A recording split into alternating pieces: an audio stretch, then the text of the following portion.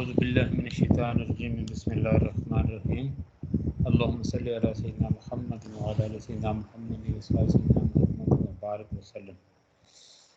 آج کا آپ کا ٹاپک ہے حضرت ابراہیم علیہ السلام کے حالات زندگی بائبل اور قرآن حکیم کی روشنی میں۔ تو پہلے ہم حضرت ابراہیم علیہ السلام کے مختصر حالات زندگی، یعنی ان کا مختصر تعارف جو ہے وہ میں آپ کے سامنے رکھتا ہوں۔ حضرت ابراہیم علیہ السلام کا جو شجرہ نسب ہے، میرا اس کا سماعت کر لیں۔ شجرہ نسب آپ کا اوپر حضرت نوح علیہ السلام تک کس ترتیب سے جا پہنچتا ہے، یہ ذرا سماعت کر لیں۔ حضرت ابراہیم علیہ السلام بن طارح بن ناحور بن سارو بن ارغوا بن فالح بن عابر بن شالح بن ارفخشد بن سام اور بن حضرت نوح علیہ السلام۔ یہ جو میں نے ریفرنس دیا ہے شجرہ نسب کے حوالے سے، یہ بک اگر آپ کے پاس ہو علامہ ابن کثیر کی، ٹھیک ہے نا، قصص الانبیاء، ٹھیک ہے نا، تو اس میں سے یہ میں نے آپ کو حضرت ابراہیم علیہ السلام کا جو شجرہ نسب ہے، یہ آپ کے سامنے یہ جو نام اوپر تک جاتے ہیں حضرت ابراہیم علیہ السلام کے والد، پھر اس طرح اوپر تک جو ترتیب جاتی ہے وہ آپ کے سامنے رکھی ہے۔ تو جو ہے نا، اس کے بعد ہے حضرت ابراہیم علیہ السلام، یعنی حضرت ابراہیم علیہ السلام کی والدہ ماجدہ کا نام امیلہ تھا۔ پھر آپ کی ولادت کی خبر کے بارے میں بھی اسی نام کا ہی تذکرہ ملتا ہے۔ تو ایک اور نام بھی ملتا ہے حضرت ابراہیم علیہ السلام کی والدہ کا نام، وہ بنت کربنا بن کرسی ساس، جو کہ بنو ارفخشد، اوپر جو نام ہے نا بن ارفخشد، بن اوپر جاتا ہے بن سام، یعنی سام سے پہلے ارفخشد بن سام بن نوح علیہ السلام سے تھی۔ کون؟ آپ کی جو والدہ تھی۔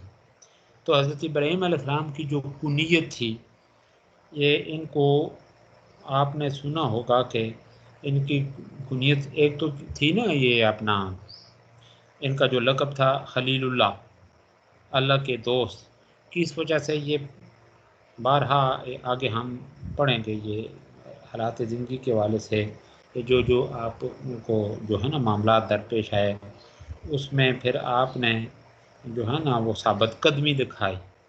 تو جہاں پہ جو ہے نا ان کا جو کنیت ہے، ان کی آپ کو ابو زیفان، یعنی ابو زیفان بھی کہا جاتا ہے۔ وجہ یہ تھی کہ یعنی مہمانوں کے باپ، ابو زیفان مہمانوں کے باپ، یعنی اس سے مراد یہ ہے کہ مہمانوں کی یہ کثرت ہوتی تھی آپ کے۔ تو اس طرح گویا کہ حضرت ابراہیم علیہ السلام کا شجرہ نسب، آپ کی کنیت، جب حضرت ابراہیم علیہ السلام کی جو ولادت باسعادت ہے، اس حوالے سے بھی یہ ذرا سماعت کر لیں کہ جب طارح، اس کی طارح یا آذر، یہ اس کی بھی یعنی ڈیٹیل کی طرف میں آتا ہوں، لیکن یہ آپ سماعت کر لیں کہ جب طارح کی عمر 570 برس ہوئی، تو ان کے ہاں حضرت ابراہیم علیہ السلام ناحور اور ہاران پیدا ہوئے، ناحور اور ہاران پیدا ہوئے، اور ہاران کے ہاں حضرت لوط علیہ السلام نے جنم لیا۔ ان اہل کتاب کے نزدیک حضرت ابراہیم علیہ السلام طارح کے درمیانے صاحبزادے تھے۔ ہاران کا وصال ان کے والد کی زندگی میں اسی سرزمین پر ہو گیا تھا جہاں ان کی ولادت ہوئی، اور وہ کلدانیوں کی سرزمین یعنی سرزمینیں، اور وہ کلدانیوں کی جو سرزمین ہے وہ یعنی سرزمین بابلی تھی۔ اچھا جی، اہل سیر و تواریخ کے نزدیک یہی قول صحیح ہے۔ تو یہ تھی ولادت باسعادت سے متعلقہ کچھ تھوڑی سی معلومات۔ آگے ہم آتے ہیں یعنی نسب نامہ ہی کے حوالے سے حضرت ابراہیم علیہ السلام کے جو حالات زندگی ہیں یہ بائبل کی روشنی میں، پھر قرآن کی روشنی میں ہم بعد میں آئیں گے کہ بائبل کے بیان کے مطابق حضرت ابراہیم علیہ السلام کلدانیوں کے شہر ار میں پیدا ہوئے جو عراق کا ایک متمدن شہر تھا۔ یہ تحقیق علماء کی تحقیق یہ ہے کہ حضرت ابراہیم علیہ السلام کے ظہور کے وقت شہر ار کی آبادی 2.5 لاکھ سے زیادہ تھی۔ چاندی، سونے اور تانبے کے زیورات اور برتن وہ لوگ بناتے تھے، مندر تعمیر کرتے اور دیواروں اور پتھر کی سلوں پر تصویریں کھودتے تھے، مجسمے اور مورتیاں بناتے تھے۔ ار کے کتبات میں تقریباً 50,000 خداؤں کے نام ملتے ہیں۔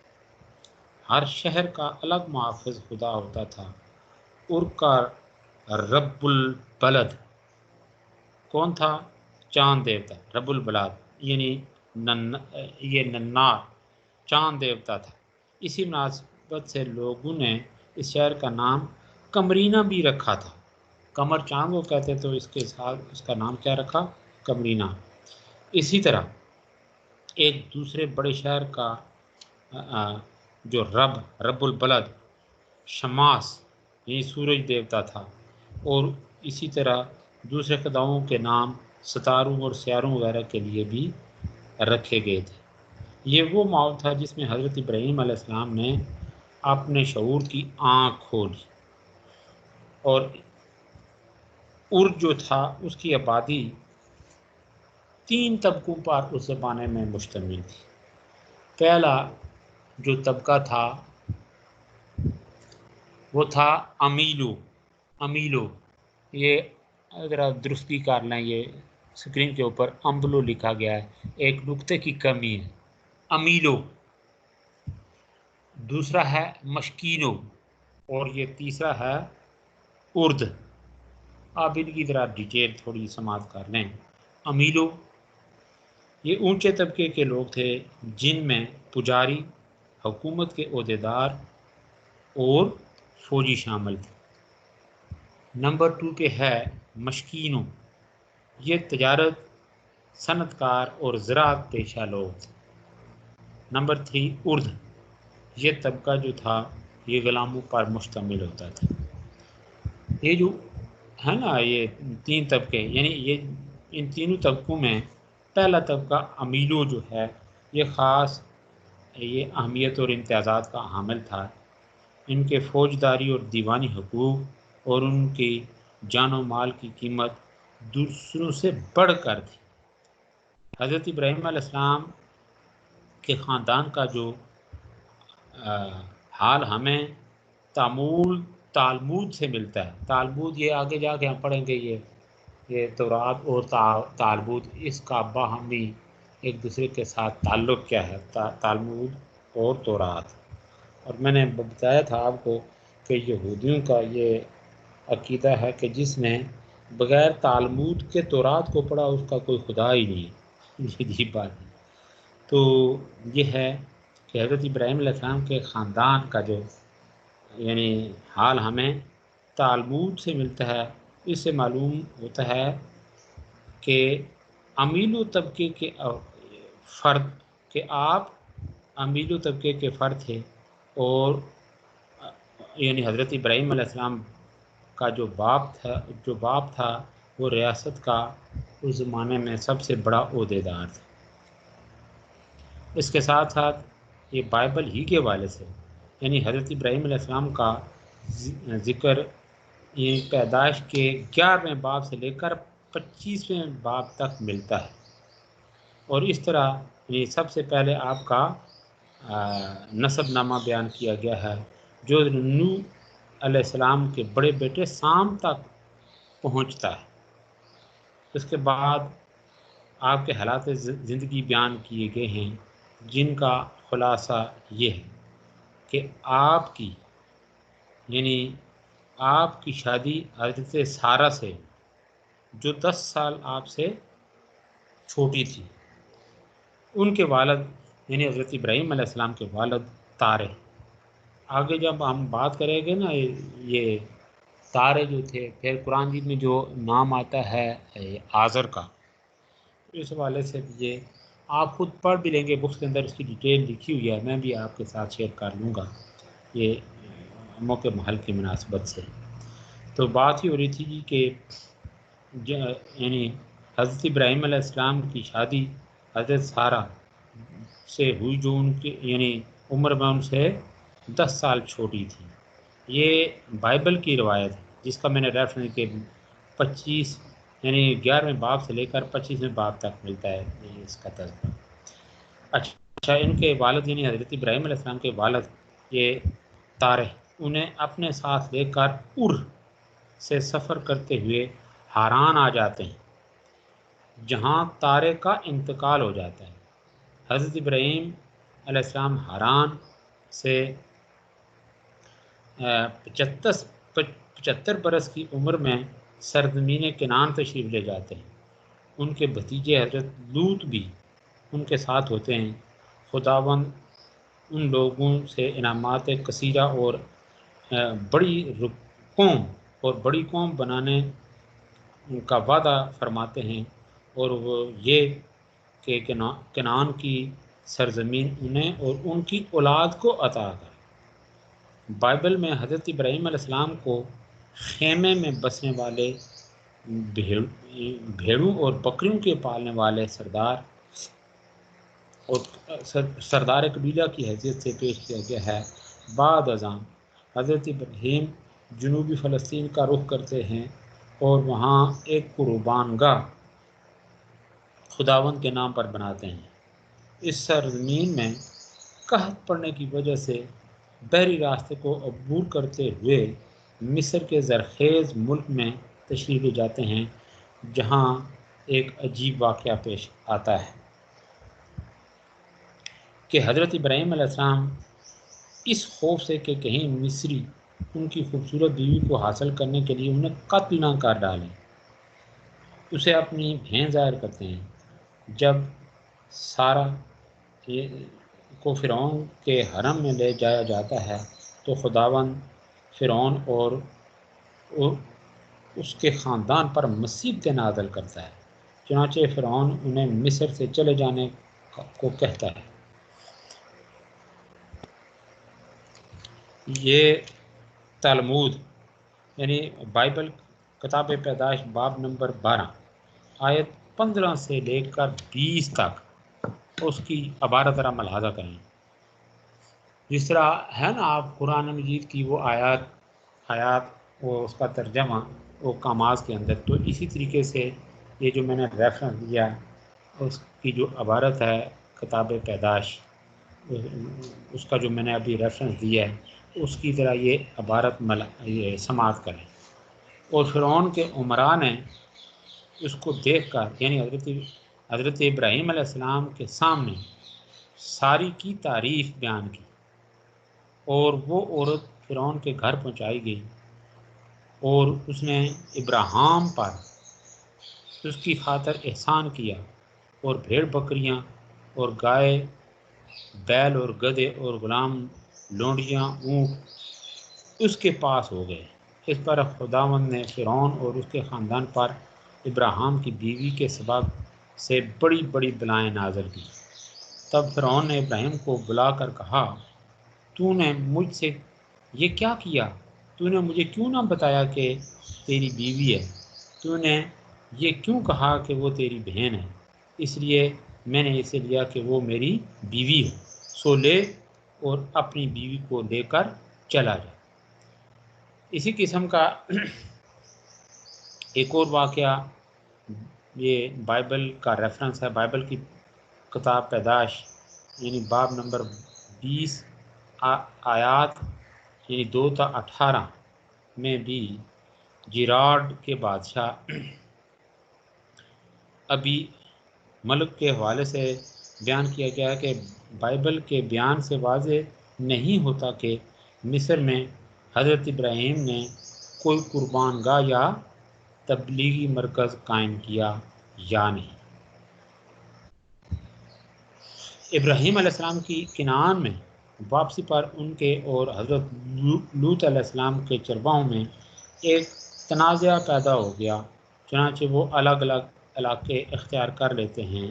حضرت لوط جنوبی اردن کی ایک وادی کا انتخاب کرتے ہیں اور حضرت ابراہیم علیہ السلام چیرون اور اس کے گرد و نواح میں مقیم رہتے ہیں، تاہم خاندانی روابط میں کوئی فرق نہیں آتا۔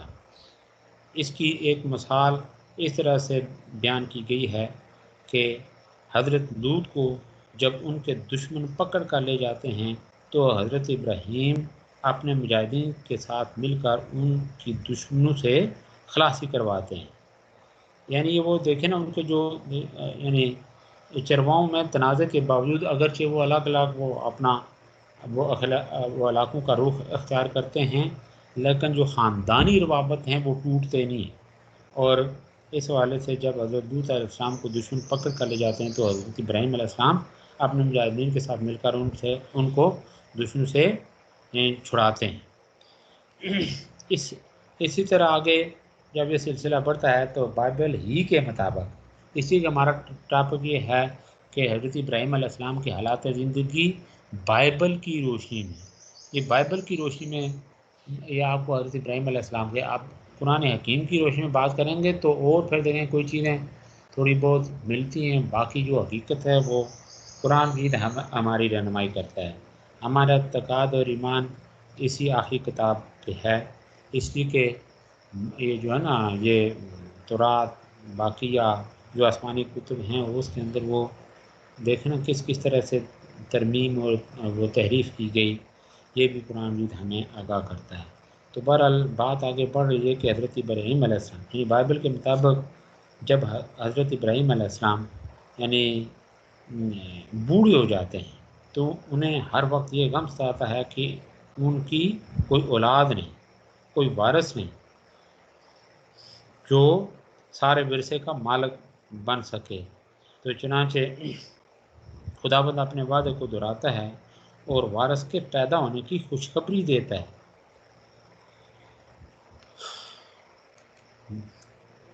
بائبل کے حوالے سے کے مطابق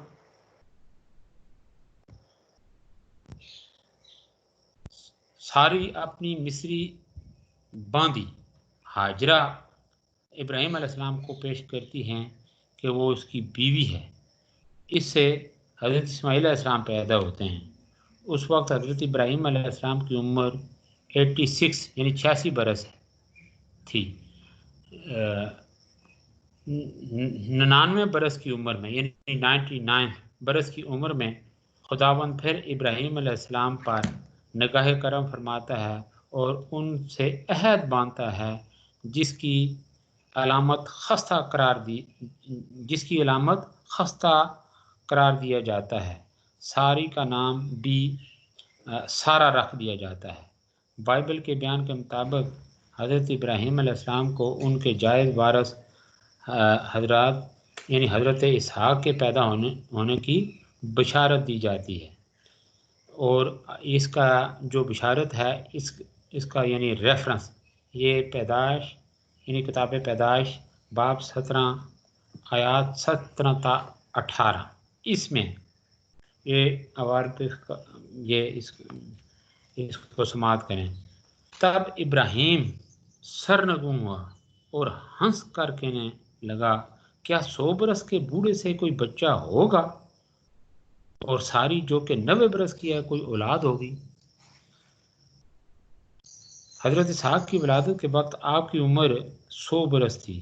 اسی دوران سدوم اور عمورہ کے علاقے پر جہاں قوم لوط آباد تھی عذاب آتا ہے اور پورا علاقہ تباہ ہو جاتا ہے۔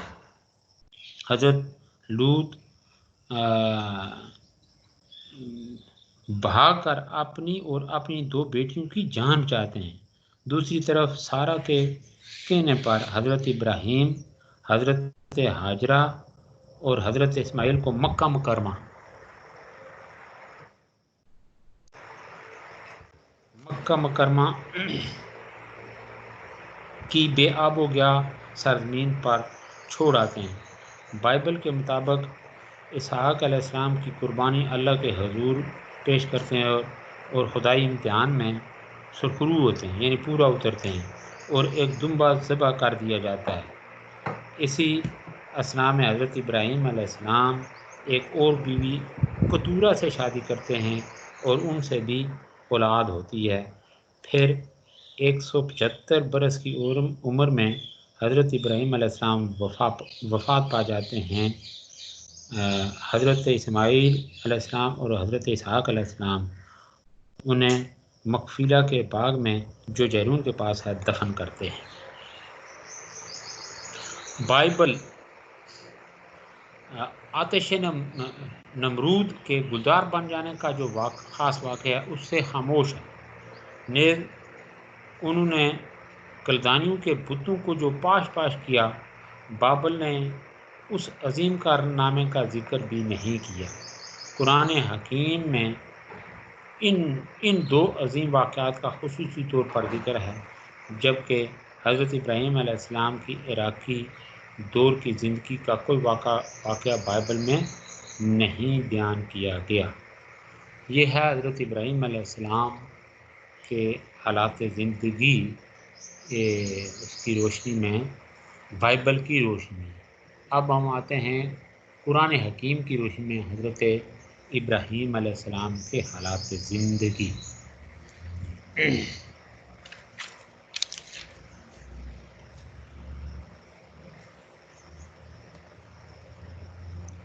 حضرت ابراہیم علیہ السلام کا ذکر قرآن حکیم میں جس خوبصورتی اور شان سے ہوا، اس کا اندازہ اس بات سے کیا جا سکتا ہے کہ قرآن مجید کی 25 صورتوں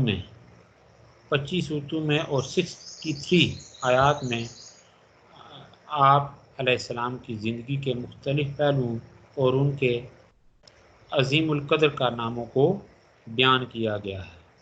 یعنی سورہ بقرہ میں بھی، سورہ نام، سورہ ابراہیم، مریم، انبیاء، حج، عنکبوت، شعراء، صافات، ان صورتوں میں یعنی کچھ تفصیل سے، قدر تفصیل سے، جبکہ باقی صورتوں میں جن کا نام میں نے لیا، کچھ تفصیل سے باقی صورتوں میں اختصار کے ساتھ آپ کا ذکر کیا گیا ہے، جس کا ایک خلاصہ جو ہے وہ سماعت کر رہے ہیں۔ حضرت ابراہیم علیہ السلام نے ایک ایسے ماحول میں یعنی اپنے شعور کی آنکھ کھولی کہ آپ کی قوم بت پرستی اور کواکب پرستی میں مبتلا تھی۔ چنانچہ قرآن حکیم میں سورہ انبیاء میں مذکور ہے کہ اللہ تعالیٰ نے حضرت ابراہیم علیہ السلام کو شروع ہی سے رشد و ہدایت اور ایمانی بصیرت سے نوازا تھا۔ چنانچہ آپ نے بت پرستی کی مذمت کرتے ہوئے اپنے والد اور اپنی قوم سے یہ کہا کہ یہ بے جان مورتیاں کیا حیثیت رکھتی ہیں جن کو تم نے اپنا معبود اور مرکز توجہ بنا رکھا ہے۔ جب باپ نے سرزنش کی تو آپ نے توحید کا تصور پیش کیا اور قوم کی توجہ اس پروردگار کی طرف دلائی، یعنی جو زمین و آسمان کا خالق و مالک ہے، اور ایسی خرافات سے باز آنے کے لیے حضرت ابراہیم علیہ السلام نے کہا۔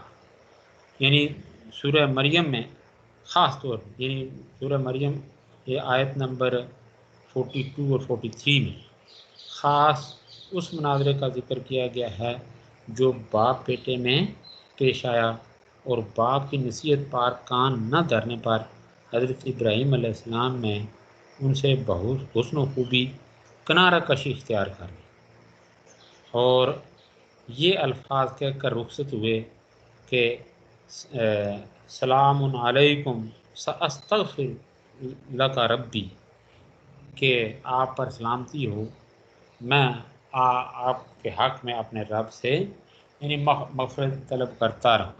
رہوں گا۔ تو اسی طرح سورہ شعراء میں باپ اور قوم کے ساتھ مناظرے کا تفصیلی واقعہ بھی بیان کیا گیا ہے، جس میں حضرت ابراہیم علیہ السلام بتوں کی بے حیثیتی، بے بسی دلائل سے ثابت کرتے ہوئے ان کی مذمت کرتے ہیں، اور دوسری طرف اللہ کی نعمتوں اور قدرتوں کا ذکر کر کے اس کی عظمت کو اجاگر کرتے ہیں، لیکن آزر اور قوم آزر کے دل کسی طرح بھی قبول حق پر آمادہ نہیں ہوتے۔ سورہ انعام میں حضرت ابراہیم علیہ السلام کے پیش کردہ روشن دلائل کو ایک نئے انداز میں بیان کیا گیا ہے کہ روشن ستارے، چمکتے ہوئے چاند اور اس کے بعد سورج کے غروب ہونے سے ان کی اصل حقیقت کو بے نقاب کرتے ہوئے قوم کی توجہ کو ان اجرام فلکی کے خالق و مالک کی طرف منسوب کیا گیا ہے۔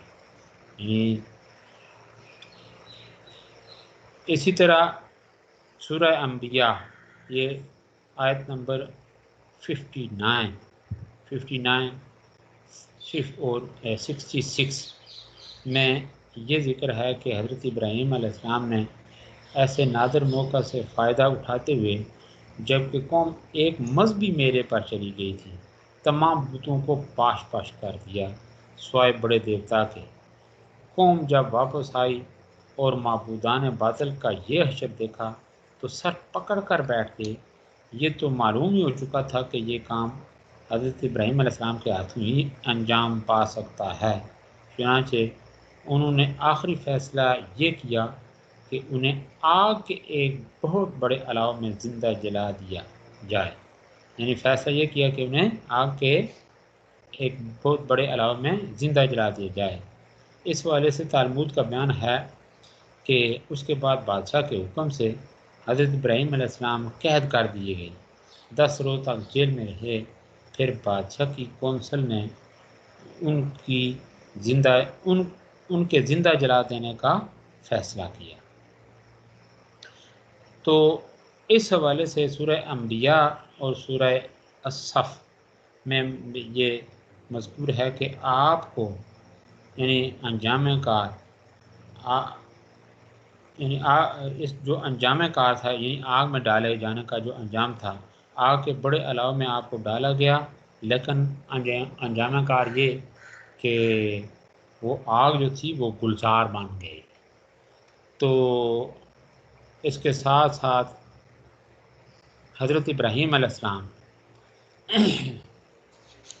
کیا کرتے ہیں کہ جب ہجرت کرتے ہیں ان نامساعد حالات میں، تو آپ کی زندگی کا ایک نیا دور شروع ہوتا ہے۔ آپ اپنے علاقے سے ہجرت فرما کر کنعان کی سرزمین میں آباد ہو جاتے ہیں۔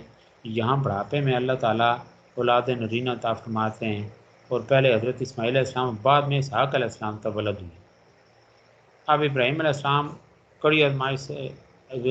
کو کڑی آزمائش سے گزرنا پڑتا ہے۔ یہ سورہ صفات میں مذکور ہے کہ آپ کے بیٹے نے بھی شباب میں قدم رکھا، یعنی قدم رکھا ہی تھا تو خواب میں دیکھا کہ اسے ذبح کر رہے ہیں۔ بیٹے سے اس کا ذکر کیا، بیٹے نے سر تسلیم خم کیا۔ حضرت ابراہیم علیہ السلام نے بیٹے کے حلق پر چھری چلا دی، یعنی حضرت ابراہیم علیہ السلام یعنی اس کے نتیجے میں بیٹے کے حلق پر چھری چلا دیتے ہیں اور آزمائش پر پورا اترتے ہیں۔ رحمت خداوندی سے حضرت اسماعیل کی بجائے ایک دمبا ذبح ہو جاتا ہے۔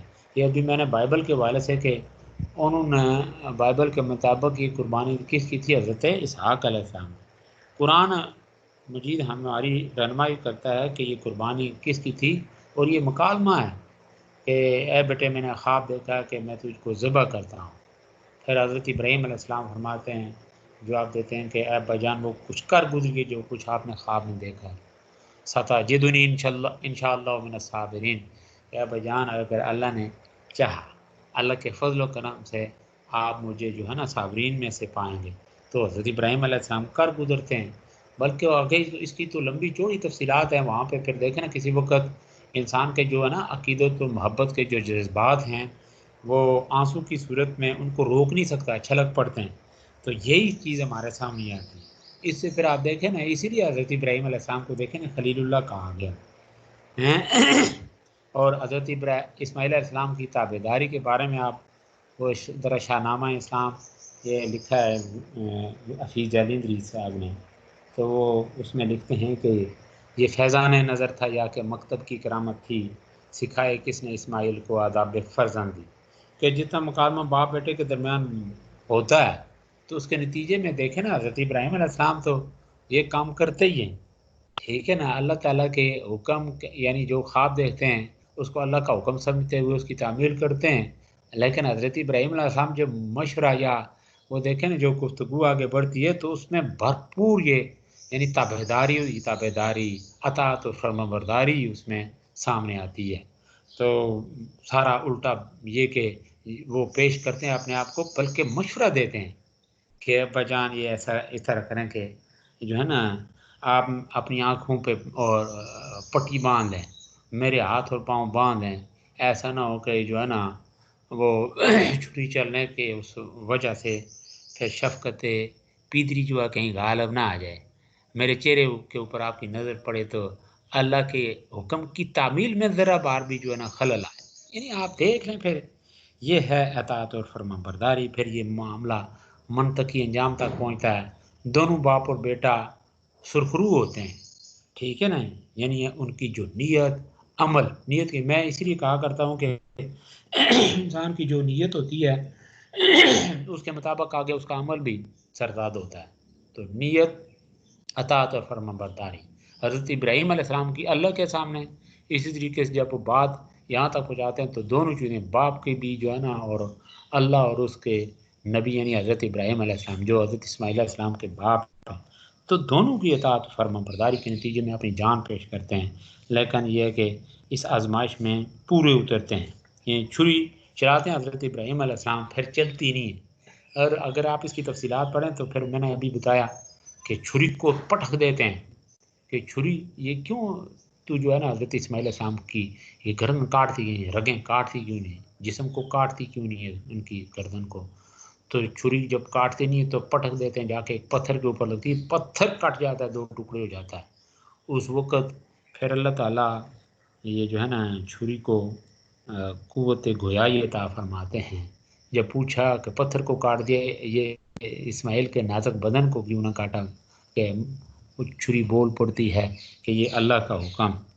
اللہ نے اگر تجھے ایک دفعہ جو ہے نا حکم دیا تھا، مجھے 10 مرتبہ اللہ نے منع کر دیا تھا کہ اگر ایک بال بھی کاٹ دیا تو پھر ابدالآباد تک یہ دوزخ میں آتش جہنم میں جلتی رہے گی. تو پھر یہ کیسے ہوتا ہے؟ یہی ہے. تو آگے پھر کیا ہوتا ہے کہ اس آزمائش پہ پورا اترتے ہیں باپ اور بیٹا. رحمت خداوندی سے حضرت اسماعیل علیہ السلام کی بجائے ایک دمبا ذبح ہو جاتا ہے، اور اس سنت ابراہیمی کی یادگار کے طور پر عید الاضحیٰ پر قربانی کی صورت میں مسلمان ہر سال اس واقعے کی یاد تازہ کرتے ہیں. ابھی جو اللہ کے فضل سے آگے یہ ہفتہ عشرہ میں اللہ ہمیں اور آپ سب کو توفیق دے یہ عمل کریں گے، یعنی سنت ابراہیمی اور یہ حضرت اسماعیل علیہ السلام کی جو سنت ہے تو یہ اللہ کے حکم کے مطابق اس کو انشاءاللہ پورا کریں گے. تو اس کے ساتھ ساتھ حضرت ابراہیم علیہ السلام امام للناس کے منصب پر فائز ہوتے ہیں. حضرت ابراہیم علیہ السلام یعنی سورہ ابراہیم علیہ السلام حضرت حاجرہ اور حضرت اسماعیل علیہ السلام کو مکہ مکرمہ میں اس وقت کی بے آب و گیا سرزمین میں آباد ہونے کا ذکر موجود ہے سورہ ابراہیم میں. اچھا، سورہ بقرہ میں بھی مذکور ہے کہ جب حضرت ابراہیم علیہ السلام ان کڑی آزمائشوں میں پورا اترے تو انعام خداوندی سے نوازے گئے، اور انہوں نے حضرت اسماعیل علیہ السلام کے ساتھ مل کر کعبۃ اللہ یعنی بیت اللہ شریف کی تعمیر کروائی. اور یہیں دیکھیں آپ کہ نبی پاک صلی اللہ علیہ وسلم کی بعثت کی دعا بھی فرمائی. اور اسی والے سے ایک نبی پاک صلی اللہ علیہ وسلم نے ایک تو یہ فرمایا کہ انا ابن الذبیحین، حضرت اسماعیل علیہ السلام کی قربانی ہے نا، اللہ کے ایک تو فرمایا کہ انا ابن الذبیحین، میں دو ذبح کیے ہوں کا بیٹا ہوں. ایک تھے یہ حضرت اسماعیل علیہ السلام اور دوسرے آپ کے والد ماجد حضرت عبداللہ، اسی کے قرآن ان کے نام پہ نکلا تھا. تو یہ ہے حضرت ابراہیم علیہ السلام کی جو ہے نا کہ حالات زندگی، یعنی قرآن حکیم کی روشنی میں. قرآن حکیم، اب ہم آتے ہیں کہ قرآن حکیم اس حوالے سے اور مزید حضرت ابراہیم علیہ السلام کے بارے میں کیا کہتا ہے. یہ بھی میں نے کچھ ریفرنس دے دیے، صرف اس کو پوائنٹ کی صورت میں آپ نوٹ کر لیں. تو حضرت ابراہیم علیہ السلام جو تھے، قرآن جی ہمیں آگاہ کرتا ہے کہ حضرت ابراہیم علیہ السلام سچائی کا پیکر تھے. یہ اسکرین کے اوپر دیکھ لیں، نمبر 1، اس لیے کہ ساری بات کلیئر ہوتی ہے. وہ اللہ فرماتے وذکر فی الکتاب ابراہیم انہ کان صدیقا نبیّا، کہ اور کتاب میں ابراہیم علیہ السلام کا ذکر کرو، بلا شبہ وہ سچائی کا پیکر اور اللہ کے نبی تھے. یعنی حضرت ابراہیم علیہ السلام کے حوالے سے قرآن مجید یہ دیکھنا کس طرح سے تصدیق کرتا ہے. پھر یہ ہے کہ حضرت ابراہیم علیہ السلام کی جو شخصیت تھی، حضرت ابراہیم علیہ السلام کی جامع و متوازن شخصیت کے بارے میں قرآن مجید پھر ہماری رہنما فرماتا ہے کہ بلا شبہ ابراہیم اپنی جامع شخصیت میں ایک پوری قوم تھا. ہر غیر خدائی نظام سے منہ موڑ کر قوانین خداوندی کے سامنے جھکا ہوا وہ ایسے لوگوں میں سے نہ تھا جو قوانین خداوندی کے ساتھ دوسرے قوانین بھی شامل کر لیتے ہیں. نعمائے خداوندی کی یہی قدر شناسی تھی، یعنی اللہ تعالیٰ کی جتنی نعمتیں ہیں، یعنی آپ دیکھیں نا سورج چاند یا یہ جو کچھ آپ ہے نا آپ کے مشاہدے میں مرئی اور غیر مرئی نعمت، ٹھیک ہے نا. تو بجائے اس کے کہ ان نعمتوں پر اس کے جو سانع حقیقی ہے اس کا شکر ادا کریں تو انہی کے جو ہے نا پرستی شروع کر دے. تو یہ جو نعمائے خداوندی کی یہی قدر شناسی تھی جس کی بنا پر اللہ نے انہیں چن لیا تھا اور ان کی یعنی اور اس کی رہنمائی کر دی تھی اپنے. یہ جو ہے نا اس وجہ سے گویا کہ اللہ تعالیٰ نے ان کو دنیا اور آخرت میں، یعنی دنیا اور آخرت میں اللہ تعالیٰ نے ان کو یہ سرخرو کیا. پھر نیکسٹ ہے جی کہ حضرت ابراہیم علیہ السلام یعنی جو تھے یہ ان کی جو اصلاح کا انداز تھا، یعنی قوم کی اصلاح کا انداز کیا تھا؟ پیغمبرانہ. قوموں کی اصلاح کا پیغمبرانہ انداز. اس حوالے سے بھی دیکھیں نا حضرت ابراہیم علیہ السلام یہ جو قرآن مجید ہماری رہنمائی کرتا ہے وہ کیا یعنی وہ رہنمائی ہے.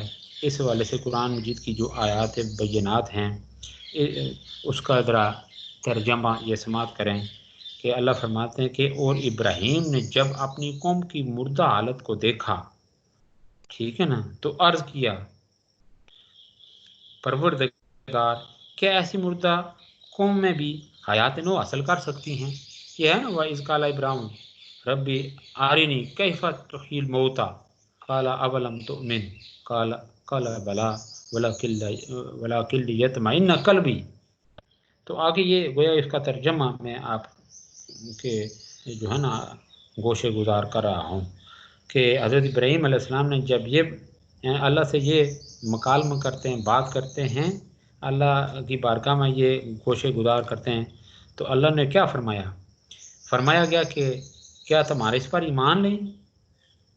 یعنی اولم تو دیکھیں نا، اولم تو میں کیا تمہارے اس پر ایمان نہیں؟ تو حضرت ابراہیم علیہ السلام پھر عرض کرتے ہیں کہ ایمان تو ہے، بلا کے لیطمئن قلبی، لیکن میں کیا ہے اطمینان کرنا چاہتا ہوں کہ یہ کیسے ہوگا، کس طرح ہوگا، تاکہ جو ہے نا پورے اطمینان قلب کے ساتھ اس پروگرام پر عمل پیرا ہو سکوں، یعنی جو بات میں لوگوں تک پہنچا رہا ہوں، جس چیز سے ان کو منع کر رہا ہوں، جس حقیقت کی طرف انہیں بلا رہا ہوں، تو گویا کہ اور اس کے اوپر بھجوانا میرے عزائم جو ہیں وہ پختہ ہو جائیں۔ تو اللہ تعالیٰ نے کیا حکم دیا کہ تم چند جنگلی جو ہے نا پرندے لو، شروع میں وہ تم سے بھاگیں گے، یعنی کوئی پرندے پکڑو خود، یہ ہے نا کہ جو ہے نا پرندے لو، پھر شروع میں وہ تم سے بھاگیں گے، لیکن آہستہ آہستہ انہیں یعنی آہستہ آہستہ تم انہیں اپنے سے مانوس کر کے سدھاؤ، پھر انہیں اگر علیحدہ علیحدہ ٹیلوں پر چھوڑ کر کے بلاؤ گے تو وہ دوڑتے ہوئے تمہارے پاس آ جائیں گے۔ اسی طرح اپنی قوم کو بھی سدھاؤ اور جان لو کہ اللہ کے نظام میں بڑی قوت بھی ہے اور بڑی حکمت بھی۔ تو یہ ہے کہ پھر حضرت ابراہیم علیہ السلام خود اروا تیر فصورنا الیک ثم اجعل علی کل جبل، یہ پوری ایک یعنی یہ جو آیت مبارکہ اس کا ترجمہ میں نے آپ کے سامنے رکھا کہ قوم کی اصلاح کا پیغمبرانہ انداز، تو اس کی یہ تفصیلات تھیں۔ پھر یہ ہے کہ حضرت ابراہیم علیہ السلام یہ جابر حکمران کے سامنے آپ نے کلمہ حق کہنے میں بڑی بے باکی دکھائی، جرأت دکھائی، یعنی جابر حکمران کے سامنے کلمہ حق بیان کیا جس میں جان کی کوئی پرواہ نہیں کی، یہاں تک کہ پھر دیکھیں نا اسی کے نتیجے میں کلمہ حق کے نتیجے میں آپ کو آگ میں ڈالا گیا، پھر اللہ نے آپ کی حفاظت فرمائی، یعنی جنہوں نے آپ کو مٹانا چاہا خود مٹ گئے۔ تو اس والے سے بھی اللہ تعالیٰ فرماتے ہیں کہ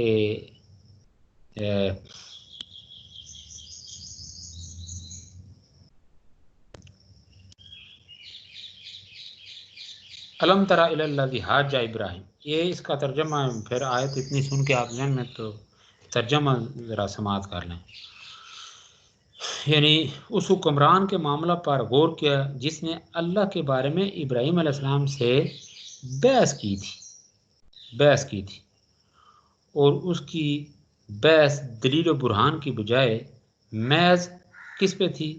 حکومت و طاقت کے گھمنڈ پر تھی۔ حضرت ابراہیم علیہ السلام نے اسے کہا جس نظام کی طرف میں دعوت دیتا ہوں اس میں زندگی اور موت کے فیصلے قوانین خداوندی کے مطابق ہوتے ہیں۔ اس نے کہا یہاں زندگی اور موت کے فیصلے میری مرضی کے مطابق ہوتے ہیں، میری مملکت میں میرے اوپر کسی اور کا اقتدار نہیں۔ ابراہیم علیہ السلام نے کہا اگر تمہاری مملکت میں اقتدار اعلیٰ تمہارا ہی ہے، اس کے اوپر کسی اور کا اقتدار نہیں، تو اللہ کے قانون کے مطابق سورج مشرق سے طلوع ہوتا ہے، تم اسے حکم دو کہ وہ تمہاری مملکت پر مغرب کی طرف سے نمودار ہو، یعنی مشرق کے بجائے ہے نا۔ اس نے جب یہ بات یہ ڈٹھائی کی تھی کہ کالا انا اخی و امید، تو پھر اس پر حضرت ابراہیم علیہ السلام نے کہا تھا کہ جو ہے نا یہ جو ابھی عبارت آپ نے سنی کہ اگر تو رب ہے تو پھر آج یہ کام کر رہا ہے کہ میں زندہ کرتا ہوں مارتا ہوں، میں بھی یہ کام کر سکتا ہوں۔ تو حضرت ابراہیم علیہ السلام نے گویا کہ اس کو جب اس سے یہ مطالبہ کیا کہ اگر تو رب ہے، تو زندہ کرتا ہے، تو بھی مار سکتا ہے، تو پھر ایک کام یہ بھی کرنا کہ سورج جو ہے روزانہ مشرق سے نکلتا ہے مغرب میں غروب ہوتا ہے، اگر تو رب ہے یا تو اتنی استطاعت اور قدرت رکھتا ہے تو مغرب سے نکال اور اس طرح یعنی جہاں سے نکلتا ہے وہاں غروب کر، تو پھر بات قابل تسلیم ہے۔ تو پھر کیا ہوا کہ اس بات پر وہ کیا ہے یعنی مبہوت ہو گئے، اکا بکا رہ گیا، لیکن اس کے باوجود سیدھی راہ پہ نہ آیا۔ تو اس طرح پھر یہ ہے کہ یعنی جن لوگوں کو گویا کہ ظلم کا جو ہے نا چسکا پڑا رہتا ہے یا پڑ جاتا ہے، تو یا ظلم اور جبر کا چسکا پڑ جائے تو وہ پھر حقیقت ہے کہ راستے آیا نہیں کرتے. لیکن اتمام حجت کے لیے آپ دیکھیں حضرت موسیٰ علیہ السلام نے بھی یہی کیا، حضرت ابراہیم علیہ السلام نے بھی یہی کیا کہ دعوت حق پہنچانے میں کوئی کسر نہیں چھوڑی. یہ ہوتا ہے کہ اس کے بعد پھر جب اللہ اپنی گرفت میں لیتا ہے تو پھر آپ دیکھیں اس کو نمرود کو، فرعون کو، یا اسی طریقے سے باقی جو سرکش اور باغی نوعیت کے یا اس کماش کے جو بدبخت ہو گزرے ہیں. آگے ہے جی دلائل کا پیغمبرانہ انداز. اس حوالے سے بھی قرآن مجید ہماری رہنمائی کرتا ہے کہ حضرت ابراہیم علیہ السلام نے جب اپنے والد یعنی آذر سے کہا کہ آپ نے اپنے ہاتھ کی جو تراشی جو مورتیاں ہیں، یہ تراشیدہ مورتیوں اور غیر خدائی قوتوں کو اپنا خدا بنا رکھا ہے، میرے نزدیک تو آپ اور آپ کی قوم کھلی گمراہی میں مبتلا ہے. ہم نے ابراہیم کو کائناتی نظام کا مشاہدہ کرایا جس سے اسے یقین حاصل ہو گیا تھا کہ ساری کائنات میں فقط خدائے واحد کا قانون جاری و ساری ہے. چنانچہ وہ مشاہداتی دلائل سے قوم کے باطل عقائد کا ابطال کرتا تھا. رات کے وقت جب ستارہ نمودار ہوتا تو حضرت ابراہیم علیہ السلام کہتے اچھا تو یعنی اچھا تو ہے میرا پروردگار. اس کے بعد جب وہ ڈوب جاتا تو آپ فرماتے کہ ایسی ناپائیدار چیز بھی خدا ہو سکتی ہے. اس طرح چمکتا ہوا چاند نکلتا ہوا دیکھا تو کہا کہ یہ ہے میرا پروردگار. لیکن اس کے بعد جب وہ بھی غروب ہو جاتا ہے تو ابراہیم علیہ السلام فرماتے ہیں کہ اگر یعنی سورج یعنی ستارے چاند سورج یہ دیکھیں نا جب یہ نکلتے ڈوبتے گئے تو اس کے بعد ابراہیم علیہ السلام نے پھر آخر میں کیا کہا کہ میرا پروردگار یعنی یہ میرا پروردگار جب سورج کو جو ہے نا ڈوبتے دیکھا، چاند کو ڈوبتے دیکھا، ستاروں کو ڈوبتے دیکھا تو فرمایا کہ انی وجہت وجہی للذی فطر السماوات والارض حنیفا وما انا من المشرکین. کہ آپ انصاف یعنی جو دیکھیں نا جو ڈوبتے ہیں کیا یہ خدا ہو سکتے ہیں؟ جو صفحہ ہستی سے مٹ جاتے ہیں کیا یہ خدا ہو سکتے ہیں؟ تو گیا اس طرح آہستہ آہستہ یعنی آپ دیکھیں نا اللہ تعالیٰ کی مشیت کے مطابق کی حقیقت کی طرف پلٹ آتے ہیں. تو اس کے بعد پھر یہ حضرت ابراہیم علیہ السلام آگے اللہ تعالیٰ کی اسی رہنمائی کی روشنی میں ساری بات آگے تک پھر یہ پہنچاتے ہیں. یہ حق بات جو ہے یہ لوگوں تک پہنچاتے ہیں کہ یہ سورج کی پرست ہے، چاند کی پرست ہے، ستاروں کی پرست ہے، پھر یہ بتوں یہ ساری چیزوں کی پھر نفی کرتے ہیں. پھر یہ کہ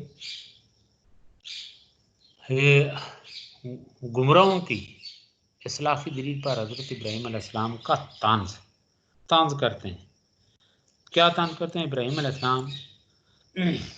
اس حوالے سے بھی اللہ فرماتے ہیں کہ حضرت ابراہیم علیہ السلام کو ہم نے جو سود بوجھ طا کی تھی وہ ان کے منصب کے شایان شان تھی اور ہم اس کی حالت سے خوب واقف ہیں. اس نے اپنے والد اور اپنی قوم سے کہا، کس نے یعنی حضرت ابراہیم علیہ السلام سے، کہ کیا یہ مورتیاں ہیں جن کی تم پرستش کر رہے ہو اور جن کے مجاور بن بیٹھے ہو؟ انہوں نے کہا ہم نے اپنے بزرگوں کو ان کی پرستش کرتے پایا لہذا ہم بھی کر رہے ہیں. حضرت ابراہیم علیہ السلام نے کہا تم بھی کھلی ہوئی گمراہی میں مبتلا ہو اور تمہارے بزرگ بھی اسی گمراہی میں مبتلا تھے. انہوں نے کہا ابراہیم کیا تم یہ کچھ سچ مچ کہہ رہے ہو یا یوں ہی مذاق کرتے ہو؟ انہوں نے کہا جن مورتیوں کو تم خود بناتے ہو اور وہ خدا کس طرح ہو سکتی ہیں؟ یہ خود بناتے ہو وہ ڈکلیئر کرتے ہو خدا ہے. تمہارا پروردگار تو وہ اللہ ہے جو اس کائنات کو عدم سے یعنی اس کائنات کو عدم سے وجود میں لایا اور اس کو نشو و نما بھی دے رہا ہے. اور میں اس بات کی جیسی چاہو شہادت پیش کر سکتا۔ آپ دیکھیں نا، یہ اسی روش کے اوپر آپ دیکھیں، جب عربوں کی جو آپ دیکھیں نا مذہبی یعنی معاشرتی حالت قبل اسلام، عربوں کی مذہبی معاشی اور معاشرتی حالات آپ پڑھتے ہیں تو اس میں آپ دیکھیں کہ یہ عجیب پھر وہ تھا ان کا تصور کہ وہ بت جن کو اپنے ہاتھ سے بنا کے پھر جب وہ ایک جگہ سے دوسری جگہ پہ ہجرت کرتے تو ان بتوں کو اپنے ساتھ رکھتے۔ جب سفر کے دوران دیکھیں نا اگر کوئی ضرورت پڑتی کہیں تلاش و بسیار کے بغیر یعنی صحرا میں کوئی پتھر نہ ملتا تو اسی اپنے معبود کو جو ہے نا وہ چولہے کی صورت میں کھڑا کر کے، یعنی ظاہر ہے قبیلے جب سفر کر رہے ہیں ایک کے پاس بھی بت ہے دوسرے کے پاس، تو جب قبائل آپس میں مل کے یا وہ افراد جنہوں نے اپنے خداؤں کو اپنے وہ دیکھے نا ان بیگوں اور تھیلوں میں ڈال کے اپنے ساتھ ان کو اٹھا کے لے جا رہے ہیں، تو پھر ان کی یعنی وہ ان کے کس طرح کے خدا ہیں کہ یہ ان کی حفاظت کر رہے ہیں، آپ دیکھ لیں۔ تو اب یہ جب ضرورت پڑتی تو پھر انہی کو وہاں سے ان تھیلوں سے نکال کے عبادت بھی کرتے تھے ضرورت پڑنے پر، اور ضرورت پڑنے پر کیا کرتے تھے کہ ان کو اکٹھا کر کے چولہے کے طور پہ بھی استعمال کرتے تھے، یعنی دائیں بائیں جس طرح وہ چولہا بنانے کے لیے پتھر کھڑے کیے جاتے ہیں اس طرح ان پتھر کی مورتیوں کو دائیں بائیں وہ کھڑا کر کے ان کے اوپر ہانڈیاں رکھ کے نیچے آگ جلا لیا کرتے تھے۔ تو اس کے بعد جب کھانا پک جاتا ہانڈیاں تیار ہو جاتی تو کیا کرتے تھے کہ ان کو جھاڑ پونچھ کے، یعنی ان کو اس کے اوپر جو دیکھا نا وہ ساگا یا وہ کالک جو ہے وہ جھاڑ اس کی جھاڑ پونچھ کر کے پھر ان کو اپنے بیگوں میں ڈال لیتے۔ اس طرح یہ کوئی عجیب صورت تھی۔ تو فطری طور پہ یہ چیزیں جو ہیں نا وہ انسان کو اندر ایک رد عمل پیدا کرتی ہیں، لیکن چلیں وہ دیکھا دیکھی یہ ہے کہ آباء و اجداد کی تقلید میں یہ سارا کام ہو رہا تھا۔ تو بات یہ ہو رہی تھی کہ گمراہوں کی اصلاح فی دل پر حضرت ابراہیم علیہ السلام کا طنز کس نوعیت کا تھا۔ پھر نیکسٹ ہے جی پیغمبرانہ جرت، پیغمبرانہ جرت حضرت ابراہیم علیہ السلام۔ پیغمبرانہ جرت کے حوالے سے کیا جرت انہوں نے کی تھی یہ پوری ڈیٹیل ہے یہ قرآن مجید کے اندر کہ جب قوم، یہ میں بتا بھی چکا ہوں یہ حالات زندگی آپ سماعت کر رہے تھے اس دوران میں نے آپ تک بات پہنچائی ہے۔ تو اس والے سے قرآن مجید جو تصدیق کرتا ہے وہ یہ کہ ایک دن حضرت ابراہیم علیہ السلام یعنی موقع پا کر حضرت ابراہیم علیہ السلام نے ان سب مورتیوں کو ٹکڑے ٹکڑے کر ڈالا اور صرف ایک بڑے بت کو رہنے دیا تاکہ وہ اس کی طرف رجوع کر سکیں۔ چنانچہ لوگوں نے اپنے خداؤں کا یہ اشر دیکھ کر کہا کہ یہ کس کی کارستانی ہے، جس کسی نے بھی یہ کیا ہے وہ بڑا ہی ظالم اور سرکش ہے۔ کچھ لوگ بولے ابراہیم نامی ایک نوجوان کو ہم نے ان مورتیوں کے متعلق طرح طرح کی باتیں کرتے سنا ہے۔ پجاریوں نے کہا ابراہیم کو سب لوگوں کے سامنے پکڑ کر لایا جائے تاکہ یہ لوگ اس کے خلاف شہادت دے سکیں۔ انہوں نے پوچھا اے ابراہیم کیا میرے خداؤں کا یہ اشر تم نے کیا ہے؟ ابراہیم علیہ السلام نے کہا مجھے تو یہ اس بڑے بت کی کارستانی معلوم ہوتی ہے۔ اسی کہ حضرت ابراہیم علیہ السلام یہ کام کیا تھا کہ سب کی گردنیں اڑا کے جو کلاڑا تھا نا جس کو تبر کہا گیا ہے تو وہ کلاڑا جو تھا بڑے بت کے کندھے کے اوپر رکھ دیا، اس سے گویا کہ یہ تاثر دیا کہ یہ ان کی گردنیں اتارنے والا یہ ہے، لیکن یہ دانستہ یہ کام کیا تھا حضرت ابراہیم علیہ السلام نے تاکہ جو سوال کریں میں اس کا جواب ایسا دوں کہ ان کی زبانیں بند ہو جائیں۔ ہو دیا نا میرا رب تو اگر رب ہے اس نے کہا تھا کہ میں بھی زندہ کرتا ہوں مارتا ہوں، حضرت ابراہیم علیہ السلام تم اگر یہ کرتا تو سورج مشرق سے نکلتا آج میرا اس کے برعکس کر کے دکھا تو فبہت الذی کفر، تو پھر وہ دیکھیں نا ہکا بکا رہ گیا مبہوت ہو کے رہ گیا۔ تو اب جب حضرت ابراہیم علیہ السلام نے یہ عمل کیا تو کیا ہوا، دانستہ طور پہ یہ عمل کیا، تو اس کے بعد پھر وہی ہوا جس کے بارے میں حضرت ابراہیم علیہ السلام کو یقین تھا کہ اس کے علاوہ ان کا کوئی جواب نہیں ہوگا، تو اس کے جواب میں یہ کروں گا۔ تو حضرت ابراہیم علیہ السلام نے کیا کہا کہ مجھے تو یہ اس بڑے بت کی کارستانی معلوم ہوتی ہے، تم یہ سب اس سے پوچھ کیوں نہیں لیتے، یعنی سے کیوں تم سب اس سے کیوں نہیں پوچھتے ہو، مجھ سے پوچھتے ہو۔ اس پر انہوں نے یعنی خجالت سے سر جھکا دیے، خجل ہو گئے بالکل کہ یہ کیا بات ہم نے پوچھی اور کیا جواب ہمارے سامنے آ رہا ہے، اب اس کا ہم جواب کیا دیں۔ اور ایک لمحہ کے لیے سوچا کہ ظالم تو خود ہم ہی ہیں، یعنی جب حضرت ابراہیم نے یہ پوچھا کہ مجھے اس کی کارستانی معلوم ہوتی ہے، تو اس کے بعد پھر کیا ہوا کہ انہوں نے پتہ تھا کہ بھائی یہ ہم حق پہ نہیں ہیں، گویا ہمارا جو کلیم ہے یہ سراسر غلط ہے، تو پھر اپنی طرف بات انہوں نے پلٹائی کہ واقعتاً یہ ظالم تو ہم ہیں، تم تو جانتے ہو کیا بولے آپ نے، تو پھر یعنی شرمسار تو ہوئے، لیکن اس کے باوجود جو بات حضرت ابراہیم علیہ السلام جس کے بارے میں آپ کو یقین تھا، تو وہی جواب انہوں نے دیا کہ تم تو جانتے ہو کہ یہ بول نہیں سکتے۔ اس پر حضرت ابراہیم علیہ السلام کہا ہاں ذرا ہوش کرو، یعنی تمہیں یہ سمجھ ہونی چاہیے، ہوش کرو کہ تم اللہ کو چھوڑ کر ان کی اطاعت کرتے ہو جو تمہیں نہ کوئی نفع پہنچا سکتے اور نہ نقصان، پس تف ہے تم پر اور تمہارے ان معبودوں پر جن کی تم اللہ کے بجائے اس طرح تابعدار کرتے ہو، اور تم ذرا بھی عقل و فکر سے کام نہیں لیتے۔ تو پھر یہ جی حضرت ابراہیم علیہ السلام کا خواب اور قربانی اسماعیل، یہ بھی بتا بھی چکا ہوں، مزید اس کی تفصیلات یہ ہیں کہ حضرت ابراہیم علیہ السلام نے جو خواب دیکھا تھا اس کی تعمیر، خواب یہ دیکھا تھا کہ میں اپنے بیٹے حضرت اسماعیل علیہ السلام کو ذبح کر رہا ہوں، تو قرآن مجید میں بھی اس کا ذکر ہے جس کا میں نے ابھی ریفرنس بھی دیا تھا۔ تو یعنی یہ جو خواب دیکھا اس کے اوپر یعنی صحیح طریقے سے عمل بھی کیا، اسی کے پیغمبر کا جو خواب ہے خواب نہیں بلکہ وہ حقیقت ہی ہوتی ہے، تو اس کی تعمیر کی حضرت ابراہیم علیہ السلام نے، حضرت اسماعیل علیہ السلام نے اس کی تعمیر کی۔ ساری بات ابھی میں نے آپ سے کر دی ہے، تو اس کی تفصیلات یہ ہیں کہ پھر اللہ نے یعنی انہوں نے سچ مچ اپنے خواب کو یعنی اس کے اوپر عمل پیرا ہوئے، صادق النیہ ہو کے، تو پھر ان کے اس قربانی کو اللہ تعالیٰ نے اپنی بارگاہ میں قبول کیا، اور یہ سلسلہ پھر قیامت تک جاری و ساری رہے گا۔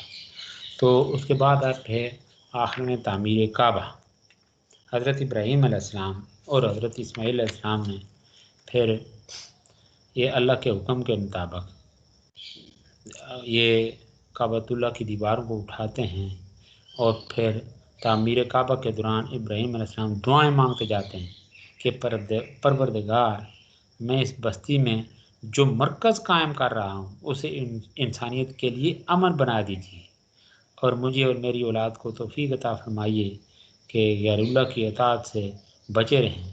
پروردگار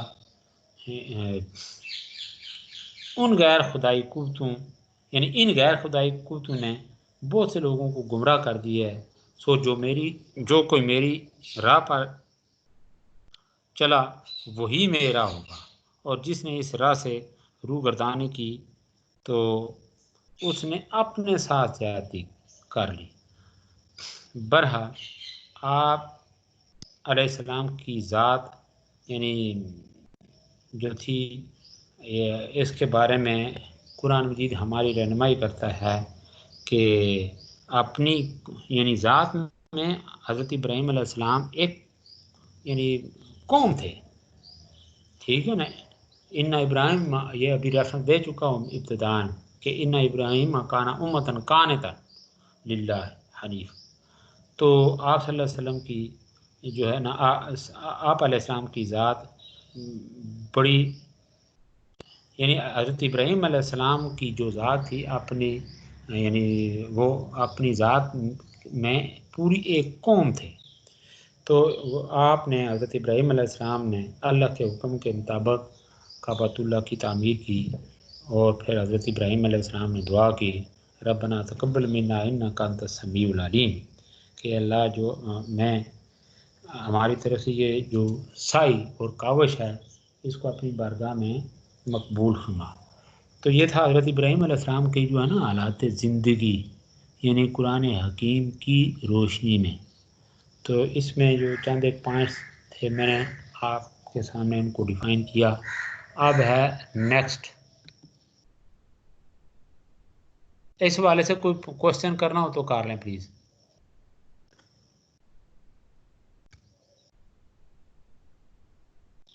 نیکسٹ ہے حضرت ابراہیم علیہ السلام کی سامی ادیان میں، حضرت ابراہیم علیہ السلام کی سامی ادیان میں اہمیت، سامی ادیان میں اہمیت۔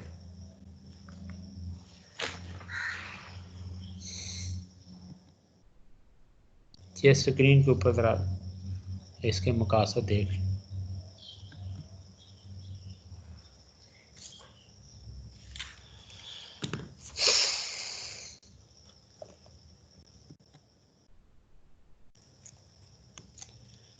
ابھی میں نے آپ سے بات کی تھی حضرت ابراہیم علیہ السلام کے حوالے سے، یہ قرآن مجید آپ کی شخصیت کے اوپر کس قدر خوبصورت اور دل نشین انداز میں وہ جو ہے نا شخصیت کے اوپر قرآن مجید روشنی ڈالتی ہے۔ لیکن اس کے ساتھ ہم دیکھتے ہیں کہ سامی ادیان میں حضرت ابراہیم علیہ السلام کا جو مقام و مرتبہ ہے وہ کیا ہے، یہ کتنی آپ کی شخصیت کی اہمیت ہے۔ تو اس حوالے سے یہ ابھی میں نے آپ کے ساتھ چند ایک باتیں کی کہ حضرت ابراہیم علیہ السلام کے مخالفین جنہوں نے آپ کو آگ میں جلانے کی کوشش کی، یعنی آپ دیکھیں نا، ایک تو بت پرستی کے حوالے سے جو پھر وہ جو تھا نا بادشاہ کے ساتھ مکالمہ، بتوں کو توڑنا، گویا کہ اس طرح ایک طرح سے مکمل کفر کے ساتھ یا باطل کے ساتھ وہ ٹکر لے لی۔ تو اس ٹکر کے نتیجے میں پھر آپ دیکھیں یہ آپ نے کسی بات کو یا کسی اس زمانے میں کسی طاقت کو یا کسی طرح کی گویا کہ پرواہ تک نہیں کی، تو یہی وجہ ہے کہ پھر ہے نا آگ میں جو ہے نا کود جانے کو تک، یعنی کسی طرح سے کوئی لہت و لال سے کام نہیں کیا، بلکہ اس کے لیے بخوشی وہ جو ہے نا آگ میں کود پڑے۔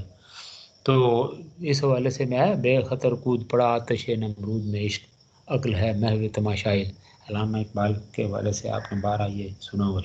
تو بات ہو رہی تھی کہ حضرت ابراہیم علیہ السلام کے وہ مخالفین جنہوں نے آپ کو آگ میں جلانے کی کوشش کی دنیا سے خود مٹ گئے، لیکن اللہ تعالیٰ نے اس موت یعنی حضرت ابراہیم علیہ السلام اس موت، یہ دیکھیں نا اتنا یعنی توحید پرست تھے کہ وہ آگ میں ڈالے جانے کا جو واقعہ ہے اس دوران ایک روایت میری نظروں سے گزری اور علماء سے بھی سنا ہے کہ حضرت جبریل امین آتے، ٹھیک ہے نا جی، تو جب حضرت جبریل امین آ گئے تو آپ نے پوچھا کیا اللہ کے حکم سے آئے یا اپنی مرضی سے آئے ہیں مجھے بچانے کے لیے؟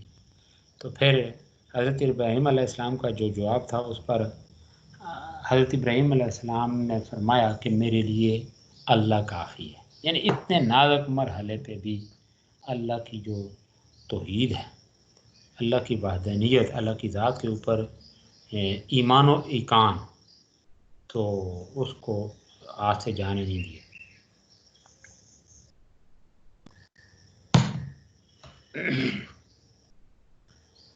تو اللہ تعالیٰ نے یعنی اس موہد یعنی حضرت ابراہیم علیہ السلام کو ہر مرحلے پہ سرفراز کیا، اور تقریباً آپ دیکھیں 4000 برس سے زیادہ وقت یعنی گزر چکا ہے کہ آپ کا نام دنیا میں روشن ہے، اور قیامت تک روشن رہے گا۔ دنیا کے تمام مسلمان، عیسائی اور یہودی اس خلیل رب العالمین کو بالاتفاق اپنا پیشوا امام للناس مانتے ہیں، پیشوا اور امام للناس مانتے ہیں۔ تو اس اعتبار سے حضرت ابراہیم علیہ السلام کی شخصیت جو ہے اس کی اہمیت، یعنی یہ جو آپ کے اسکرین کے اوپر یہ لکھا ہوا نا، ان امور سے بھی واضح ہوتی ہے۔ وہ یہ ہیں کہ حضرت ابراہیم، ہاں جی، حضرت ابراہیم، اور آواز کے اندر کوئی گڑبڑ ہے، اور بات سنیں، یہاں پہ کوئی لائٹ نہیں ہے تو وہ موبائل کے سارے کچھ یہ دیکھیں نا، یہ لیکچر چل رہا ہے، تو لائٹ آ جائے تو پھر میرے خیال میں کوئی ڈسٹربنس جو تھوڑی بہت پیدا ہو رہی ہے شاید وہ نہ ہو۔ تو بات یہ ہو رہی تھی جی کہ حضرت ابراہیم علیہ السلام کی شخصیت کی جو اہمیت، جو کی شخصیت ہے، یا حضرت ابراہیم علیہ السلام کی سامی ادیان میں جو اہمیت ہے، اس والے سے بات ہو رہی تھی۔ سامی ادیان میں حضرت ابراہیم علیہ السلام کی جو شخصیت ہے اس کی اہمیت، تو اس والے سے پہلے جو میں نے پوائنٹ آپ کے سامنے رکھا وہ یہ ہے کہ حضرت ابراہیم علیہ السلام جد الانبیاء ہے۔ اس کے بعد یا دنیا کے تینوں مشہور اعلام مذاہب کے روحانی پیشوا، پھر تاریخ ادیان کا منظم آغاز جو ہے یہ آپ ہی سے ہوا۔ تو جد الانبیاء کے معنی یعنی دادا کے، حضرت ابراہیم علیہ السلام کی بنیادی طور پر یہ آپ پڑھ چکے ہیں کہ دو شاخیں ہیں، حضرت اسماعیل علیہ السلام اور اسحاق علیہ السلام۔ حضرت اسحاق علیہ السلام کے بعد حضرت یعقوب اور ان کے آگے 12 بیٹے، حضرت ابراہیم علیہ السلام کے بعد حضرت موسیٰ علیہ السلام جلیل القدر پیغمبر ہیں، اس کے بعد حضرت داؤد علیہ السلام، پھر حضرت سلیمان علیہ السلام آتے ہیں، اس کے بعد حضرت زکریا، پھر یحییٰ، پھر حضرت عیسیٰ علیہ السلام۔ یہ تمام انبیاء بنی اسرائیل سے ہیں۔ پھر نبوت بنی اسرائیل سے حضرت اسماعیل علیہ السلام کی طرف منتقل کی جاتی ہے، جس میں حضور صلی اللہ علیہ وسلم آتے ہیں۔ تو اس حوالے سے اللہ فرماتے ہیں کہ انی جاعلک للناس اماما، میں تمہیں تمام بنی نوع انسان کا پیشوا بناؤں گا۔ یہ ہے نا جد الانبیاء۔ تو اس حوالے سے یہ تو قرآن مجید ہماری رہنمائی کرتا ہی ہے، تو بائبل میں بھی اس پیش گوئی کا ذکر اس طرح سے ملتا ہے کہ تیری نسل اپنے دشمنوں کے دروازہ پر قابض ہوگی، اور تیری نسل سے زمین کی ساری قومیں برکت پاویں گی۔ میں نے تجھے بہت سی قوموں کا باپ بنایا ہے، اور تجھ سے بہت سی قومیں پیدا ہوں گی، اور تیری نسل سے بادشاہ ہوں گے۔ حضرت ابراہیم علیہ السلام کی اطاعت، استقامت اور صدق و وفا کے بدلہ میں نبوت کو ان کے گھرانے میں مختص کر دیا گیا۔ اس حوالے سے قرآن مجید میں ارشاد ہے وَجَعَلْنَا فِي ذُرِّيَّةِ النَّبُوَّةِ وَالْكِتَابِ، اور ہم نے اس کی نسل یعنی ابراہیم علیہ السلام کی نسل میں نبوت اور کتاب رکھ دی۔ چنانچہ حضرت ابراہیم علیہ السلام کے بعد تمام انبیاء آپ کی نسل سے ہوئے، اس لیے آپ کو جد الانبیاء کہا جاتا ہے۔ نمبر نیکسٹ ہے جی، دنیا کے تینوں مشہور اعلامی مذاہب کے روحانی پیشوا، یعنی تمام سامی ادیان آپ کی طرف منسوب ہیں۔ حضرت ابراہیم علیہ السلام کی امامت پر یہود، نصارہ اور مسلمان سب متفق ہیں، اور سب اپنا تعلق انہی سے جوڑتے ہیں۔ تو نبی کریم صلی اللہ علیہ وسلم بھی اپنے آپ کو حضرت ابراہیم علیہ السلام کا پیروکار کہتے تھے، یعنی یہ اور یہ حقیقت ہی ہے۔ یہودی کہتے ہیں کہ ابراہیم تو یہودی تھے، اس لیے ان کے صحیح پیروکار ہم ہیں۔ عیسائی کہتے تھے کہ ان کے صحیح پیروکار ہم ہیں۔ چنانچہ اس حوالے سے قرآن مجید ہماری رہنمائی یہ کرتا ہے کہ ما کانا ابراہیم یہودیوں والا نصرانی ولیکن کان حنیفا مسلما.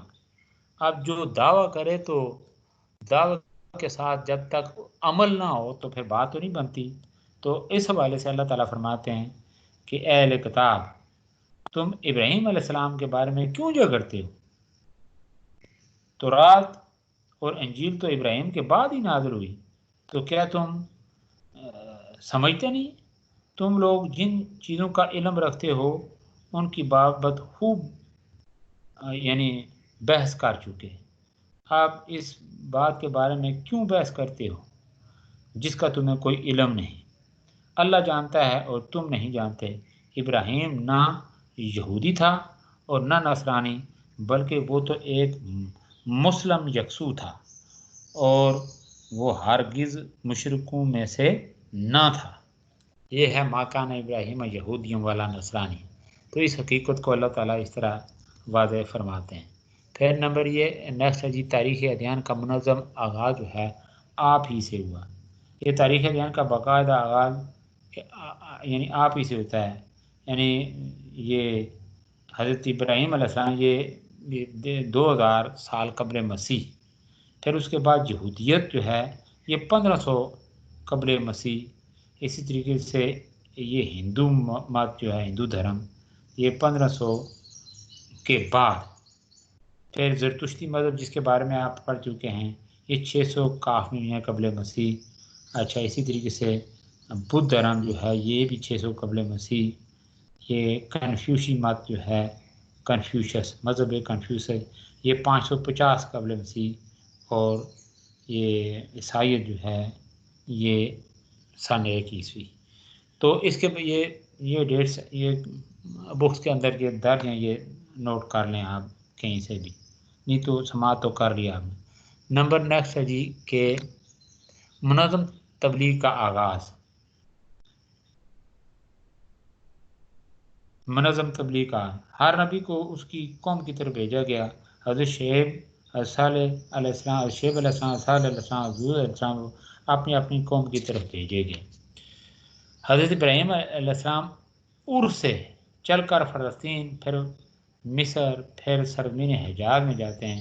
حضرت ابراہیم علیہ السلام وہ پہلے نبی ہیں جن سے اللہ تعالیٰ نے اسلام کی عالمگیر دعوت کا کام عالمی سطح پر لیا. ٹھیک ہے نا. عراق سے مصر تک اور شام و فلسطین سے سرزمین حجاز تک آپ نے برسوں بلکہ زیادہ صحیح الفاظ میں 100 برس سے زیادہ عرصے تک خود فریضہ تبلیغ انجام دیا. اس کے علاوہ آپ نے مشن کو عالمی سطح پر منظم طور پر چلانے کے لیے یہ مولانا مودودی کے بقول جو ہے نا حضرت ابراہیم علیہ السلام یعنی شرق اردن میں اپنے بھتیجے لوط علیہ السلام کو، شام و فلسطین میں حضرت اسحاق علیہ السلام کو، اندرون عرب اپنے بڑے بیٹے اسماعیل علیہ السلام کو معمور کیا. پھر اللہ تعالیٰ کے حکم سے مکہ مکرمہ میں وہ گھر تعمیر کیا جس کا نام بیت اللہ ہے، کعبہ ہے، اور اللہ ہی کے حکم سے اس مشن کا مرکز قرار پایا. تو اس طرح حضرت ابراہیم علیہ السلام نے عراق، شام، عرب، فلسطین اور مصر پر مشتمل اس سارے خطے میں توحید کی شمع روشن کرنے اور توحید کا علم بلند کرنے کے لیے سخت جدوجہد کی. تو اس اعتبار سے گویا کہ اسلام جو ہے نا اس میں حضرت ابراہیم علیہ السلام کی جو ایک تو یہ کہ جن خصوصی اوصاف کو اور شخصیت کو جس طرح سے ہائی لائٹ کیا، اور اس کے ساتھ ساتھ حضرت ابراہیم علیہ السلام کی جو شخصیت ہے اس کی اہمیت، یہ جو امور آپ نے ملاحظہ کیے ان سے آپ کی جو شخصیت یا آپ کی جو شخصیت کی اہمیت واضح ہوتی ہے. پھر ہے جی نیکسٹ آگے ہم آتے ہیں کلوزنگ کرتے ہیں ہجرت ابراہیمی. حضرت ابراہیم علیہ السلام کی جو ہجرت ہے،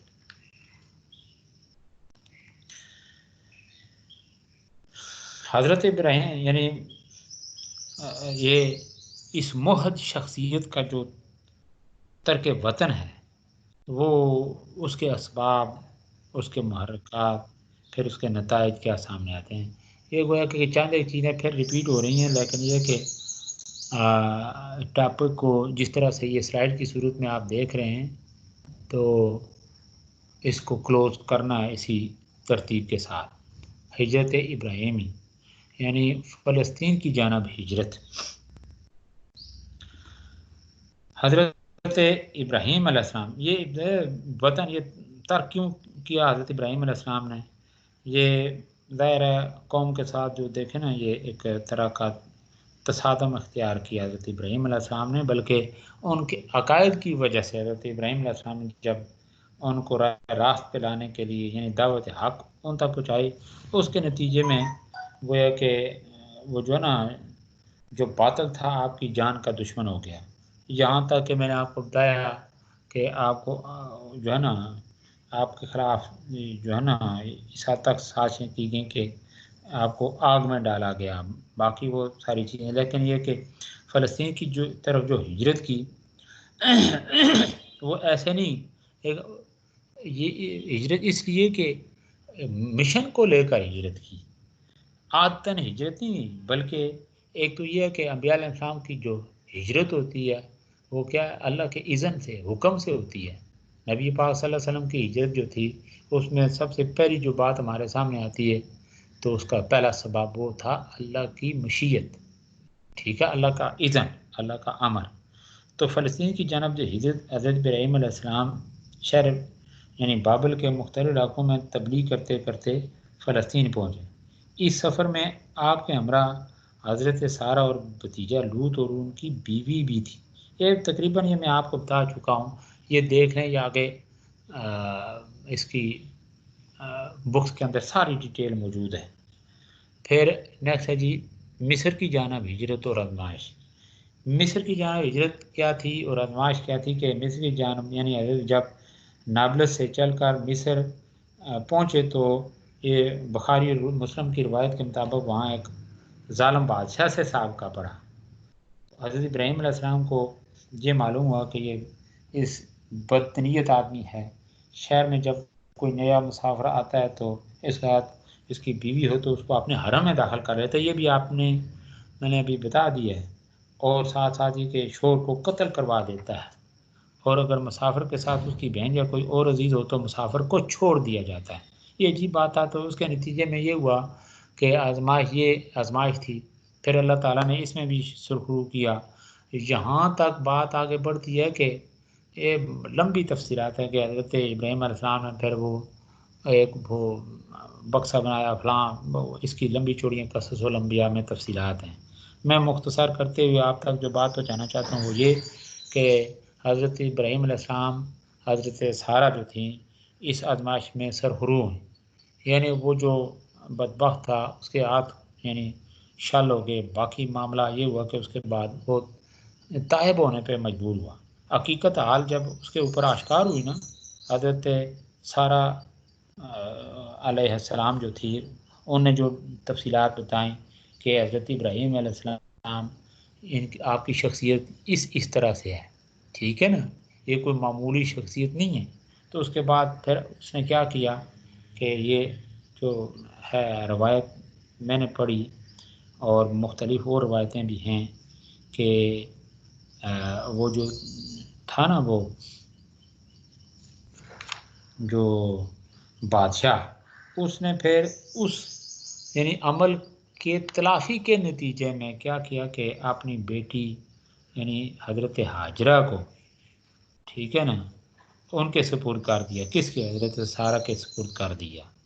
پھر حضرت سارہ نے حضرت ابراہیم علیہ السلام کیونکہ ان کے یہاں کوئی اولاد نہیں تھی تو حضرت ابراہیم علیہ السلام یعنی مشاورت طے ہوتی ہے، مشاورت آگے بڑھتی ہے تو کیا ہوتا ہے کہ حضرت ہاجرہ جو ہیں وہ حضرت ابراہیم علیہ السلام کے نکاح میں آ جاتی ہیں.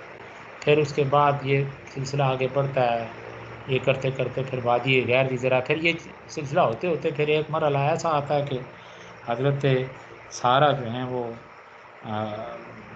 کو ہاجرہ پر رشک آتا ہے. پھر ان کے عام اولاد ہوتی ہے، یعنی حضرت حاجرہ کو اللہ تعالیٰ کیا کرتے ہیں، حضرت اسماعیل علیہ السلام کی نعمت سے سرفراز فرماتے ہیں. تو اس کے بعد حضرت حاجرہ اپنا حضرت سارہ جو ہیں پھر مشورہ دیتی ہیں حضرت ابراہیم علیہ السلام کو کہ انہیں فلاں جگہ پہ چھوڑیں. تو حضرت ابراہیم علیہ السلام وادی غیر ذی زرع کی طرف وہ روانہ ہوتے ہیں، کس کو لے کے، حضرت حاجرہ اور حضرت اسماعیل علیہ السلام کو. پھر آگے وہ باتیں اور آگے بڑھتی ہیں، جا کے پھر وہ قربانی کی باقی ساری چیزیں. پھر یہ ہوتا ہے کہ بیت اللہ کی تعمیر ہے، پھر چاہے زمزم کی ابتدا، یہ تاریخ اسلام کے حوالے سے یہ ساری چیزیں آپ کے سامنے ہوں گی. تو یہ اسکرین پہ دیکھ لیں آج پھر جو کچھ آپ نے سنا، تو اللہ تعالیٰ اس کو دل و دماغ میں بٹھانے کی، اور اس سے جو ہے نا سبق یا درس سامنے آتا ہے توحید، اللہ کی اطاعت و فرمانبرداری، اس کے نتیجے میں اگر دیکھیں نا کسی مشکل کا جو ہے نا انسان شکار ہو جائے، تب بھی پھر اللہ تعالیٰ ہی اس مشکل سے نکالتے ہیں، بشرطے کہ اللہ کی ذات کے اوپر انسان کا اعتماد اور یقین کامل. جس طرح حضرت ابراہیم علیہ السلام کا ایمان اور یقین کامل تھا. تو گویا کہ انبیاء علیہ السلام کی جو سیرتیں ہیں، وہ آمنے والے جو ان کے اوپر ٹوٹنے والے مصائب ہیں، یہ ایسے نہیں ہے. اس کے اندر پھر دیکھیں نا یہ انسانوں کے لیے درس پوشیدہ ہوتا ہے. اس لیے اللہ فرماتے ہیں لَقَدْ كَانَ لَكُمْ فِي رَسُولِ اللَّهِ أُسْوَةٌ حَسَنَةٌ، تمہارے لیے نبی پاک صلی اللہ علیہ وسلم کی حیات بابرکات میں بہترین نمونہ ہے. مشکل ہے، پھر اس کو کس طریقے سے اس کے ساتھ نبرد آزما ہوا جائے، پھر دعوت حق کے لیے کیا کچھ پاپڑ بیلنے پڑے، تو انسان کو اس طرف یعنی اس راستے پہ چلتے ہوئے تھکنا نہیں چاہیے، عزم صمیم کے ساتھ آگے بڑھنا چاہیے. تو اللہ تعالیٰ جو ہے نا ہمیں انبیاء علیہ السلام کی زندگی پہ، خاص طور پر نبی پاک صلی اللہ علیہ وسلم کی حیات بابرکات کو عملی طور پہ یعنی نمونہ جو آپ کا ہے اس کے اوپر عمل پیرا ہونے کی توفیق عطا فرمائے اللہ تعالیٰ. تو اپنی اٹینڈنس پلیز، یہ رول نمبر اپنے سر آج کے لیے اتنا بہت ہے، بس کر دیں. بس کر رہا ہوں. اپنی ہم تھک اٹینڈنس گئے ہیں. Please, roll number. تھکا میں ہوں، آپ ہیں، آپ تو آرام سے سن رہے ہیں، وہی بات کرتے ہیں. سر ہم ہم میں بیٹھ کسی تھک گئے. وہ سنیں نا، وہ ایک دیسی ٹوٹکا ہے کہ وہ نمک اور پتھر دونوں پانی میں گرے تو نمک بیچارہ خاموش رہا، پتھر بول پڑا کہ بھائی میں تو پگھل گیا. بات آپ کی تھی، آپ سن رہے ہیں. ایسا کہ ابھی کسی نے میرے خیال سے ناشتہ نہیں کیا، تو اچھا ایاز بھائی، ویٹ کر رہے ہیں. جی ایاز بھائی دیکھے پورے قوت سے بول رہا ہے، یہ سویرے ناشتہ